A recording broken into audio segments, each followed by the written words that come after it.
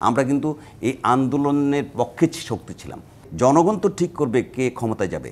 গণভোট তো আছে, কিন্তু পরবর্তীতে সংসদে তো এই জিনিসগুলো অনেকগুলো জিনিসকে নিয়ে আসতে হবে। নির্বাচন বিশ্লেষকের কেউ কেউ বলছেন বাংলাদেশের অতীতের 3টি গণভোট বিবেচনায় নিলে জুলাই সনদের জন্য আদৌ কোনো গণভোট প্রয়োজন আছে বলে মনে হয় না, এবং তারা বলছেন গণভোট যদি করতেই হয় তবে তা হওয়া উচিত জাতীয় নির্বাচনের পরে, অর্থাৎ নতুন একটি বিকল্প পথের কথা তারা বলছেন।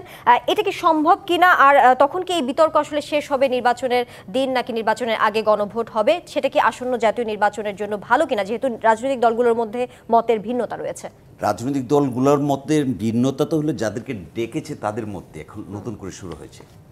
স্বাক্ষরের আগের দিন পর্যন্ত কিন্তু 17 তারিখের আগের দিন পর্যন্ত কিন্তু এই বিতর্ক ছিল না।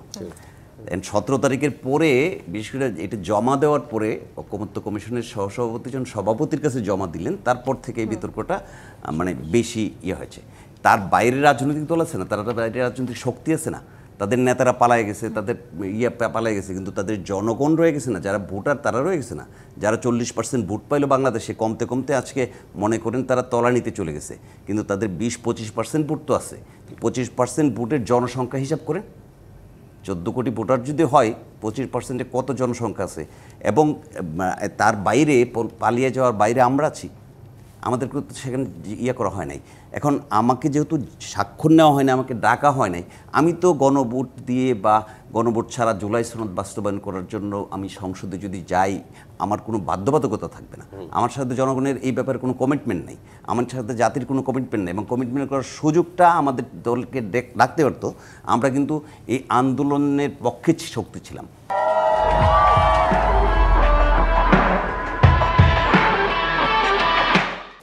তারপরে আমাদেরকে যেহেতু ডাকা হয় নাই, এখন আমি মনে করি জাতীয় সংসদ অবাধ, সুষ্ঠু, অংশগ্রহণমূলক, মানে খুব ভালো হলো।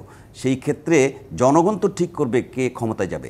যদি জনগণ ভোট দেয় এবং এরকম অবস্থা হয় যে পরবর্তীতে 201 আসন তো লাগবে আপনি যে কোনো আইন পাশ করাইতে, তো জুলাইয়ের ওই আইনগুলো পাশ করানোর জন্য যদি 201 জুলাইয়ের শক্তিগুলো না পায়, এবং তাদের মধ্যে আজকে যে বিতর্ক সৃষ্টি হয়েছে, যেরকম প্রতীক নিয়ে যে বিতর্ক হয়েছে, তা বিএনপি স্পষ্টত বলেছে যে জোটে এবং দল ভুক্ত প্রতীক দিতে হবে, এবং জোটের প্রতীকে ইলেকশন করতে পারবে জোটভুক্ত দলগুলা। আজকের এই প্রস্তাবনার মধ্যে কিন্তু এটা বলা হয়েছে যে জোটের করতে পারবে না, দলীয় প্রতীক নিয়ে করতে হবে জোট করলেও। তো সেই ক্ষেত্রে মানে ওরাও তো ওই জায়গাটাতে ভোট না দিতে পারে, তাহলে আপনি ওই জায়গাটা হবে কীভাবে? গণভোট তো আছে, কিন্তু পরবর্তীতে সংসদে তো এই জিনিসগুলো অনেকগুলো জিনিসকে নিয়ে আসতে হবে। সবগুলো না হলে অনেকগুলো জিনিসকে কিন্তু সংসদে পাশ করতে হবে। তো এই জায়গা বিবেচনা যদি করেন, তাহলে যাদেরকে ডাকলেন না, যারা নাই, তারা সংসদে এমন একটা আসন পাইল যে আপনি 2/3 মেজরিটি পাইলেন না। তাহলে এই যে আজকের যে আলোচনা এবং বিশেষজ্ঞরা যেটা বলছে আগে পরে নির্বাচনের দিন, এটা সবটাই তো খুব বেশি একটা কার্যকর এবং জাতির জন্য কিছু সুফল বয়ে আনবে, এরকম কোনো অবস্থান মনে হচ্ছে আমার কাছে মনে হয়।